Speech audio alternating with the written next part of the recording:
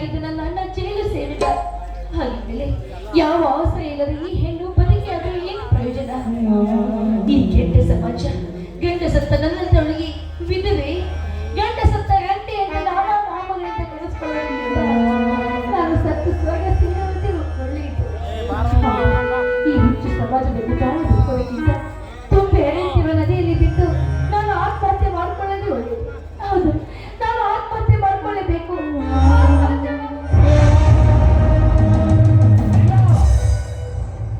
ಆತ್ಮಹತ್ಯೆ ಮಹಾಪಾಪ ಶಿವ. ಸತ್ತ ಸರ್ವಶಾಲಕ್ಕಿಂತ ಮುನ್ನ ಈ ಸಮಾಜದಲ್ಲಿ ಬದುಕಿ ಕಾರ್ಯವನ್ನು ಸಾಧಿಸಿಕೊಳ್ಳಬೇಕು.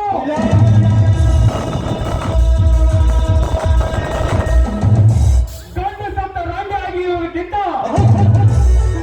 ನನ್ನಿಂದ ವಿಧಿ ಕೂಡ ಶಾಲೆ ಸಂತೋಷ ಪಡಬೇಕು. ಕುಂದರೆ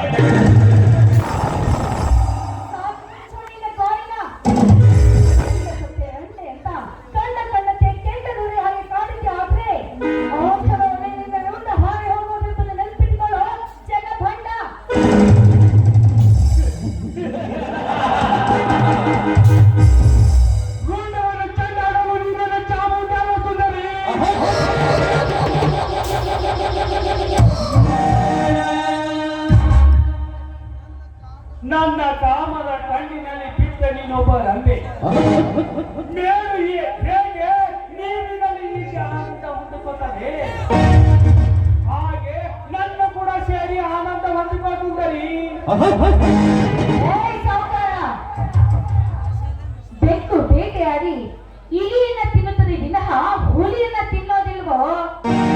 ಅದೇ ರೀತಿ ನನಗೆ ಕೆಟ್ಟ ಕಣ್ಣಿಂದ ಮಾತಾಡಿದೆ ಅಂದ್ರೆ ಇದರ ಪರಿಣಾಮ ನೆನಪಿ ಆಗಿಲ್ಲ.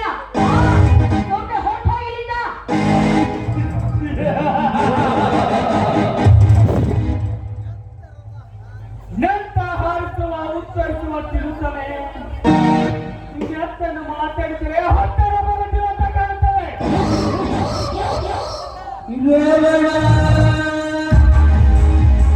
ಹೇಗೆ ಹತ್ತುಕಲ್ಲಿ ರಾಮ ಸೀತನು ಹೇಗೆ ಹೊತ್ತುಕೊಂಡು ಹೋಯ್ತನೋ ಆಗ ನಿನ್ನನ್ನು ಹೊತ್ತುಕೊಂಡು ಹೋಗಬೇಕಾಗುತ್ತದೆ. ನನ್ನನ್ನ ಹೊತ್ಕೊಂಡು ಹೋಗೋದಕ್ಕೆ ನಾನು ಚಿಂತ ತಪ್ಪಿದ್ದಂತ ಹೇಳಲ್ಲ. ನನಗೆ ದುಡ್ಡು ಅದಕ್ಕಿದ ಮಾತ್ರಕ್ಕೆ ಹಾಗಾಗಿ ಇಳಿದಿಲ್ಲ ಈ ನಾಡಿನ ಗೆಳತಿಯರು. ನನ್ನಂಥ ಗೆಳತಿಯ ಶಾಪ ನಿನ್ನಂಥ ಚಾಣನಿಗೆ ತಟ್ಟನೆ ಬಿಡುವುದಿಲ್ಲ.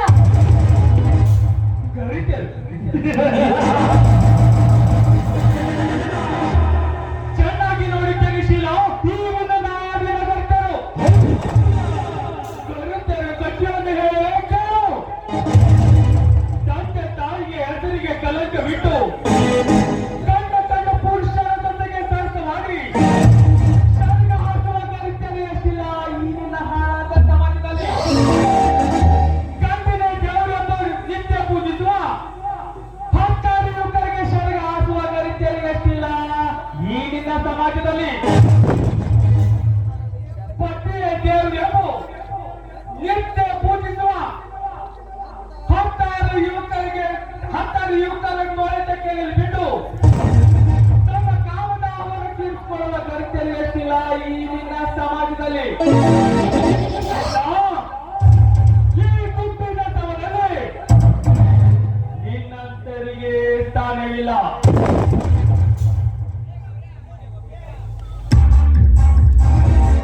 ಸುಮ್ಮನೆ ಒಪ್ಪಿಕೋ ನನ್ನನ್ನು.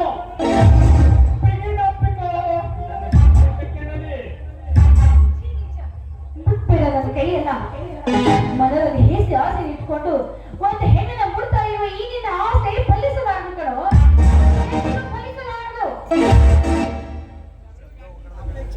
ಅಪೇಕ್ಷಿಸಿ ಪಾಯಿಕೊಂಡು ಆದ ಬಂದ ಈ ಪ್ರೇಕ್ಷಕರಿಗೆ ಹಾಗೆ ಕಳಿಸಬೇಡ. ನೀನು ತುಂಬಿದ ಯೌವನದ ಸವಿಯುವ ಊಟವನ್ನು ಉಂಡು ಮನಪೂರ್ವಕವಾಗಿ ಉಂಡು ಹೊರಟು ಹೋಗುತ್ತದೆ ಸುಂದರಿ. ಬಿಗಿದಪ್ಪಿಗೋಲನ್ನು ತೋಟ ಕೇಳಿದೆ.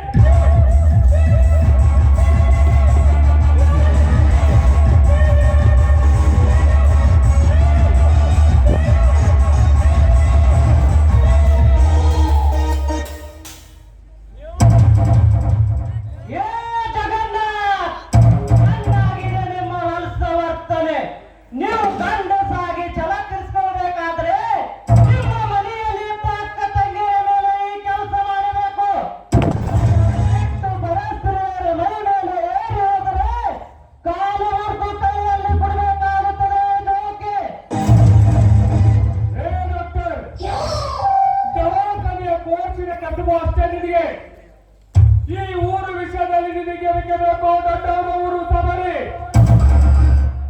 ನನ್ನ ಎದುರಾದ ನಿನಗೆ ಮುಂದೆ ಯಾವ ಕಾಲ ಗೊತ್ತಿದೆ ನಟಾನೆ. ಅಷ್ಟು ಸುಲಭವಾಗಿ ನಾನಿನ್ನ ಕೈಯಿಂದ ಪೆಟ್ಟು ತಿನ್ನುವುದಿಲ್ಲ. ನಾನು ಮನಸ್ಸು ಮಾಡಿದ್ರೆ ನಿನ್ನನ್ನು ಇಲ್ಲೇ ಹಣವಾಗಿ ಉಳಿಸಬಲ್ಲೆ. ಆದ್ರೆ ಇಂದು ನಿನಗ ಪ್ರಾಣದಾನ ಮಾಡಿದ್ದೇನೆ. ಓ, ಹೊರಟೋಗಿಲ್ಲಿಂದ ಮೊದಲು. Fast get out. ಹೋಗುತ್ತೇನೆ ಡಾಕ್ಟರ್. ಆಮೇಲೆ ನೋಡ್ಕೊಳ್ತೀನಿ ನಿಮ್ಮನ್ನು.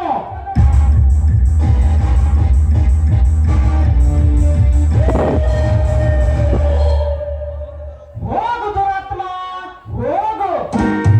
ನಿಮ್ಮಂತ ಮನೆ ಮೂರ್ಖರಿರುವುದರಿಂದಲೇ ಸಮಾಜಕ್ಕೆ ಕಳಂಕ ಕಲ್ಪಿಸುತ್ತದೆ. ಅಕ್ಕ ತಂಗಿಯರೆಂಬ ಭಾವನೆ ಇಲ್ಲ, ತಂದೆ ತಾಯಿಗಳೆಂಬ ಮಮತೆ ಇಲ್ಲ. ಇಂಥವ್ರಿಗಿಂತೂ ಈ ಸಮಾಜದಲ್ಲಿ ಬೆಲೆ ಇಲ್ಲ. ಶೀಲಾ, ಇಂಥ ರಾಕ್ಷಸನ ಕೈಯಲ್ಲಿ ಏಕೆ ಸಿಕ್ಕಿ ಹಾಕಿಕೊಂಡೆ? ಏನಿದು ನಿನ್ನ ಅವಸ್ಥೆ? ಬಾ ಶೀಲಾ, ಮೊದಲು ಮನೆಗೆ ಹೋಗೋಣ.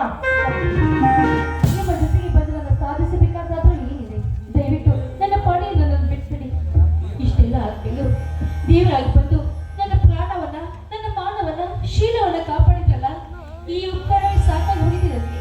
ಶೀಲಾ, ನನ್ನ ಜೊತೆಗೆ ಬರಲು ನಿನಗೂ ಇನ್ನೂ ಅನುಮಾನವೇ?